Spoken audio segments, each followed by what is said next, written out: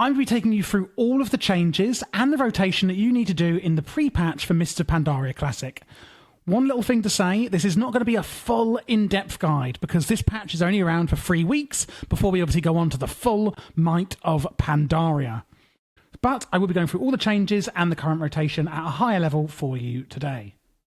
So, what has changed? Well, Haunt, one of our dots, is actually going to increase the damage of all other periodic spells by 35%. Previously, this was 20%.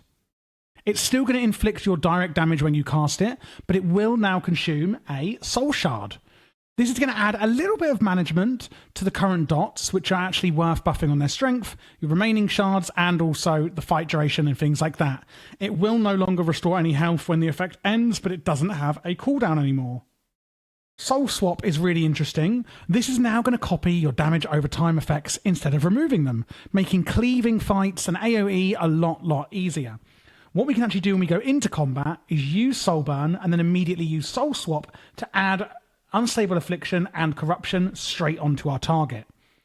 Agony is going to replace Bane of Agony. In Mists of Pandaria, its damage continues to ramp up and up and up, and as you can see here, 4 stacks, 5 stacks, etc. When we refresh it, those stacks are going to continue to go up, and it will stack up to 10 stacks. Seed of Corruption now detonates automatically when the duration expires. In AoE fights, that's when we're going to be using it. And we have a new reworked talent or a spell, which is now Dark Soul Misery. This used to be called Demon Soul, so instead of being tied to your demon, it's a specialization-based spell now. For Affliction, it gives you 30% haste for 20 seconds and has a 2-minute cooldown. For Demonology, it gives Mastery, and for Destruction, it gives Crit. Now, you notice I have 2 stacks of it. You do get your second stack or charge from Archimonde's Darkness at level 90, which you will not obviously have access to at level 85 in the pre-patch. Before we go into the talents, we do actually have a lot more new abilities, just not just the ones that have changed. So we have Malefic Grip, Malefic Grasp here. This is a new one.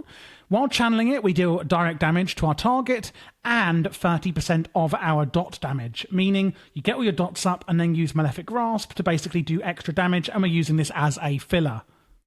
We also have a new cooldown, Unending Resolve, but I'm going for the glyph where it can no longer be activated, but always provides 10% damage reduction from all sources, as you can see here. Otherwise, you can activate it and get an on-demand defensive cooldown. Curse of Enfeeblement. This is, I can't remember the names of them. I think it's Curse of Tongues and Curse of something else, but it's putting together 2 of our curses into one now, weakening our target by reducing its physical damage dealt and increasing the cast time of their spells. Moving on to the talents, they've obviously been completely overhauled. On the first line at level 15, I would recommend you go with Dark Regeneration. It's a 2-minute cooldown defensive, restoring 30% of your health and your pets and increasing how much healing you receive. On the second line, it's going to be Mortal Coil. You can go for any 3 of these. It's all CC and enemy immobilization kind of affixes. Mortal Coil causes the enemy to run in horror for 3 seconds. But the good thing about the Mortal Coil option is it also restores 15% of your health.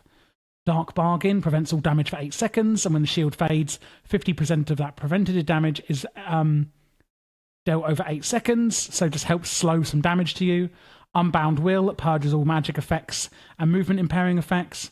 And then Grimoire of Sacrifice. You sacrifice your demon to gain one of its abilities, increasing the power of many of your single target spells by 20% and regenerating 2% of your maximum health every 5 seconds, which is the best for us Affliction Warlocks. And again, the level 91 obviously we can't get yet. So when you go into combat, the first thing you're going to want to do is use Soulburn and then immediately Soulswap. That will get your dots up on the target.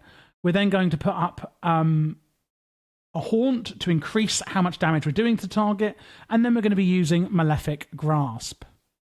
TLDR, we're going to be keeping up our dots, so Agony, Corruption, Unstable Affliction, and also Haunt. You want to keep these up on the target at all times. Malefic Grasp is then your filler spell.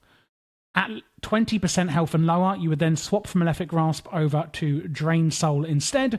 Don't forget to put Curse of the Elements on your target, as it increases how much magic damage they take from you. Nightfall will give you a free Soul Shard, which we'll be using on Haunt. And then in AoE, again, use Soulburn and then Soulswap on a second target, and then use Seed of Corruption. Your cooldowns will be Dark Soul Misery, increasing your haste. We can use Doom Guard as well on a 10-minute cooldown, and your Summon Infernal if you're doing AoE, and those are your cooldowns. And that is really as simple as the rotation is going to get at level 85. And there we go. On June or July even 21st, when the expansion actually launches, make sure to check out my channel, because I will be releasing full, really in-depth guides for every single spec, rather than this quick up-to-date guide for the pre-patch.